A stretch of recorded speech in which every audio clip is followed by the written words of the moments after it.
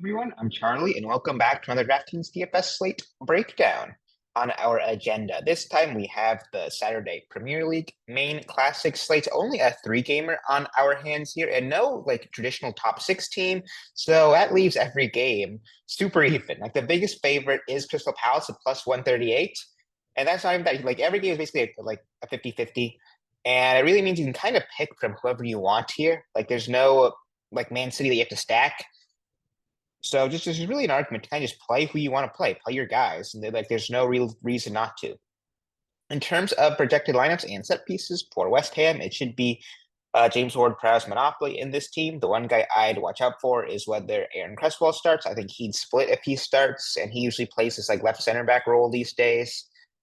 And then for Bournemouth, it should be David Brooks and Lewis Cook splitting. It's interesting they have Huijsan starting at right back. That's kind of wild. It shows how kind of depleted they are. Although it's really just what's his name, Christie being injured now, so they have to move Cook back into midfield. Palace and Brighton should be an Eze and Wharton split there. For Brighton, it should be, I want to say, Estupinian and Gomez splitting. Maybe Minte ends up having Estupinian's share. Maybe even Estupinian has Monopoly. They kind of switch quite a bit, so you kind of have to just wait and see with them, frankly. Ipswich and Wolves, it should be a Ben Johnson and Townsend split, interestingly enough. We're used to Enciso having sets, but Ben Johnson actually had priority over him last game, which was super interesting to see.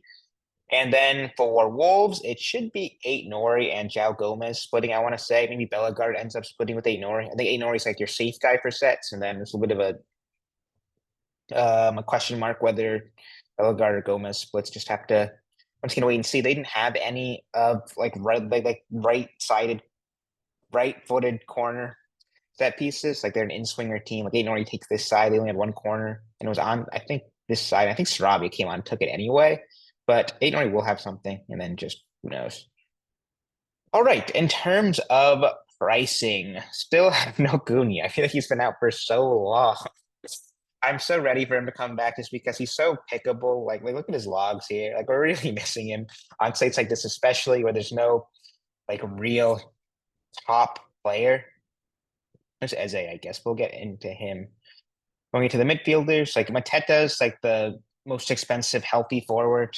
He's in play, but I just have a tough time kind of swallowing playing any kind of ceiling piece on a slate like this who doesn't have like a floor. Like I like Eze just because he has somewhat of a floor. I know he didn't have that in Southampton last game, but I'm not gonna hold that against him. Like everyone has off games. But like Mateta here, like there's no like super strong matchup on this slate. Like his goal scoring odds aren't that crazy. And like he can drop like a three like he did against Southampton. So I find it hard to get like a player like that in cash. Like I would much rather go to like a Bowen who's good for like a 10 points even without any set pieces or anything, just because he's guaranteed 90 minutes, crosses a little bit, get some foul drawn, take some shots. Like that's a lot more tempting of a play here. And then Clivert, if he somehow ends up back into the lineup, I think he's like very doubtful. Yeah, difficult for him to be ready. But I like that if he starts, but I'm not going to spend too much time on it just because probably won't. Watara feels a little bit pricey. Minte, I could get behind, but I just hate that Estupinian has been taking over him. You never know. Maybe they change that up. I could see risking a Minte play just in case there, and he's just pretty solid even without set pieces. Just not like a lock or anything, like he would be if he had them for sure. Other guys I like a lot down here. Joe Pedro, I never mind. Semenyo, I always play. I had him in cash on Tuesday, so he did his job. Like 15 and 4, you take that for sure for 7K he was last game. So yeah, I'm always a big Semenyo guy. Like he's so safe for minutes and just solid in general, whether that be for floor or potential upside. I know he hasn't gotten that upside lately, but I keep saying that like he's so due to score one of these games. He's been like what 6-7 games without a goal contribution. I feel like it's coming. Like surely it's coming at some point. Other guys down here, I don't mind. Oof, it's kind of ugly. It is not a good forward slate whatsoever. A guy I'll pick out is Jack Clark. I never mind. And then where is my boy Liam Delap? He is so cheap here. So like I always like a Liam Delap play. He's got that goal last game. I was like in the running in GPP on Tuesday slate against Bournemouth there. I had him in my best team. I had him and Townsend, just a little mini Ipswich stack. They like combined for goal contribution, which was lovely. Ended up dropping in the end, sadly, after Bournemouth scored, and I think it was another like chalky goal or something that dropped me. But yeah, like I said, I will always have my share of Delap in GPP, and I might even end up having him in cash just because of how lacking I think forward here is. And 3,800 is so cheap here, and not bad matchup at all against Wolves at home. Midfielders, Eze, 10,800. I never mind that. Like I said, he might even just be a core play just because of the lack of elite kind of DFS options on this slate. He was poor against Southampton. I played him here in my cash team too, which kind of sucked. But saying that, I will happily go back to the well just because I believe in his talent. And like I think this Brighton game could be pretty end to end and get a ton of goals here. And I think Eze could be a beneficiary of that for sure. So I like Eze here still, despite the 10,800 price tag. Alex Scott seems pricey to me if he plays. Mitoma, I don't mind, but feels more GPP based. Kudus, like I don't know what's going on with him. I think he's fine. He's questionable. Back in late training is questionable. We'll see if he starts. But like 6K is not a bad spot for him either. And Ciso, I'm just afraid of not having sets. Sarabi, if he played, I'd like that a lot. He has like probably Monopoly if he starts. So I like that. David Brooks, he's got like no competition for minutes right now because of all their injuries. He's in projected. If Kluivert's on the bench, I'd be a little bit less tempted by him. But if he's not, like if there's like no like true recognized like attackers who play a lot on the bench, then like that could mean Brooks goes 90, a rare Brooks 90. He doesn't do that like ever, but that'd be the kind of scenario where we might see that. And with no like left-footed option for sets either because of Christie, like he's got no competition in that department either. So like I really like a Brooks play here at 5K ish, 5,400. Munetsi, I think, is a decent GPP option, especially if they play him at the number nine. Strand Larson's been playing well, so I doubt they do that. But he still gets forward. He's kind of like what player would I compare him to? Like a prime Marwan Fellaini. He's just a big body. He goes up just to kind of score headers. Socek, I think, is a similar thing too. So yeah, I always get behind him in that C play. But once again, probably more of a GPP option.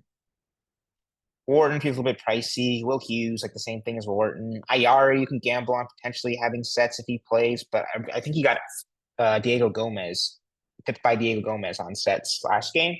So like I think you need to see no Gomez to even be a little bit hopeful of that. So check, we just talked about, never mind. João Gomez, if you want to gamble on him, continue to have sets, sure. Like he kind of gets there too, even without crossing a ton. Like he had 10, 9, 4 with like what, a combined three crosses across those two games. So he finds a way a lot of the time. Like I think that's a super tempting play as well. Diego Gomez, both Gomez's, I think, are similar spots. Don't mind either of those guys. And then where's WordPress? There he is, 3,300. Like this is, I always just end up having this. Doesn't Evan, he rarely kind of has like a crazy game, but this is kind of your like ideal cash play. Like take your 6 to 10 for 3K and just use that salary elsewhere. Like he doesn't really go too low, never too high. So that's just your kind of ideal, this kind of cash play. So yeah, I like WordPress here in cash especially. I'll even have a share in GPP just because 3K is just so cheap versus guaranteed set pieces. And then defenders, it is a rough defender slate. Like Munoz, too much for me. Actually, there's a couple of good defenders I will get to. But yeah, Munoz, too much for me. Kirkez, probably same thing. Eight Norris, who I'd start a lot of my cash builds around, potentially. I talked about the same thing on Tuesday's slate. Just solid. He will find a way to get there most of the time. Not in anything super consistent on paper, but like he gets his tackles, gets his couple of key passes, gets his couple of shots, and he will just find a way to get his 10 points, which you take absolutely. However, the reason I say most of my builds, not all of my builds, is because I kind of really like these Ipswich guys, like Townsend, and then Ben Johnson, who we'll get to and we go down the board. Then there's that Stupinian too. So maybe I'm not as high on eight Norris. I just was as I was saying just now. Like I think there's actually alternatives off of him. So maybe you don't just plug in eight Nori. I was gonna put him in core, but now I'm kind of doubting myself because like Estupion's tempting here. Townsend, like I talked about, how did you got that assist? I know last games I played in the build, but he was just okay, frankly. But Wolves is a better matchup at home than Bournemouth away. And then Cresswell, sure. So it's actually some decent defender options. So I take back my statement about being a bad defender slate. Then Ben Johnson. This is probably where you just go. Was super solid against Bournemouth, 2,900, especially if he starts like in this like right wing-ish role. It's probably more of like a back five than him at right mid. But even then, I will happily go there for 2,900. So this is probably the best play on the slate for me, just because he is so cheap. And then there's like Scarles, sure. But I try to go to set piece taking defenders in most of my builds, just because I think there's a lot of really good options here, and they all have a decent floor to them. Goalkeeper, as always, it is a complete crapshoot play. Whoever you land on, who was the highest scoring on this last slate? It was Sells. It was a couple weeks ago or last weekend, or what is it? Maybe Tuesday, Monday, whatever that slate was with Forest. But what was it? I don't even know who the highest goal scoring player on Tuesday was. Just who knows? It just is just random and play whoever fits the rest of your build, as I always say, especially on a site like this where every game is pretty much a crapshoot. And in terms of a core, I think as is kind of your pay up, there's plenty of bargains around in forward and midfielder and defender to afford that. I then probably go Ben Johnson. And then I'm kind of leaning just going James Ward-Prowse here. Although there is an argument to maybe go like a Semenyo. Crazy. Like that gives you a decent amount of salary to play with. So a little bit of a toss-up, I think, where I go after these Eze and Ben Johnson plays, but they're my favorite plays on the slate. As always, make sure to check out the FSI Discord through getting a subscription in the website linked in the description. But yeah, guys, that'll be it, and I'll see you for the next one. Peace.